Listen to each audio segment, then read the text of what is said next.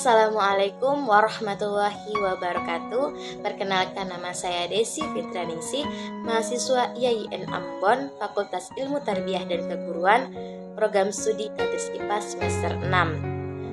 Pada kesempatan kali ini, saya akan menyampaikan kultum singkat mengenai kejadian-kejadian alam yang terjadi di sekitar kita yang bukan semata-mata merupakan fenomena alam, tetapi terjadi disebabkan oleh perbuatan manusia. Untuk lebih lanjutnya, simak video. Alhamdulillahi wassalatu wassalamu ala rasulillah wa ala alihi wa sahbihi amma ba'du. Kita dapat melihat banyak kejadian-kejadian alam atau bencana alam yang terjadi di sekitar kita, terutama di negeri kita ini, seperti banjir bandang, gunung meletus, tanah longsor, dan bencana-bencana yang lain. Semua bencana atau musibah itu telah Allah kabarkan dalam Al-Quran bahwasanya itu semua akibat perbuatan dosa manusia, bukan sebatas fenomena alam semata seperti yang diklaim oleh kebanyakan orang atau orang-orang yang tidak beriman. Allah berfirman dalam Quran surah Ar-Rum ayat 41 yang berbunyi, "Tuharul fasadu fil barri wal bahri bima kasabat aydin nas", yang artinya telah tampak kerusakan di daratan dan di lautan akibat perbuatan dosa manusia. Selain dalam Quran surah Ar-Rum ayat 41, Allah juga berfirman dalam Quran surah As-Surah ayat 30 yang artinya tidak ada satupun musibah yang menimpa kecuali semua itu akibat daripada perbuatan dosa-dosa kalian.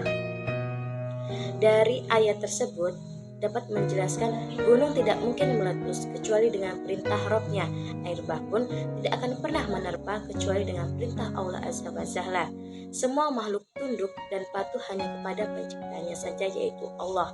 Maka Allah memberikan bencana demi bencana tiada lain adalah untuk kebaikan kita, yaitu dalam rangka mengingatkan agar kita kembali kepada Allah Subhanahu wa Ta'ala, agar kita mau mengakui dosa-dosa kita kepada Allah Subhanahu wa Ta'ala, agar kita kembali kepada Allah Subhanahu wa Ta'ala dan tidak memaksiatkannya.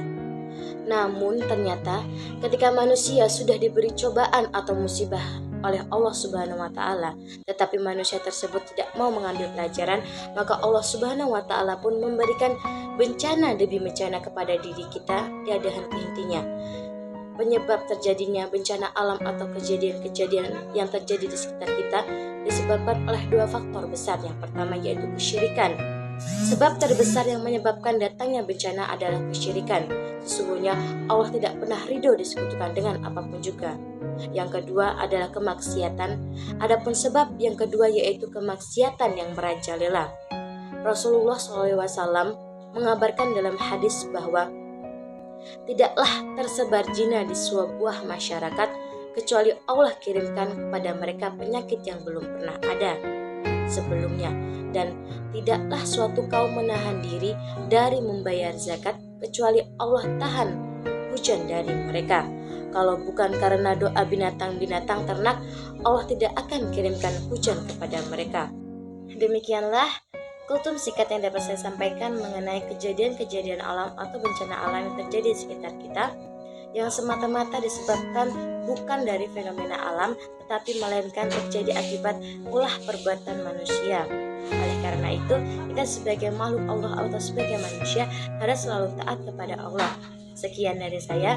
Assalamualaikum warahmatullahi wabarakatuh.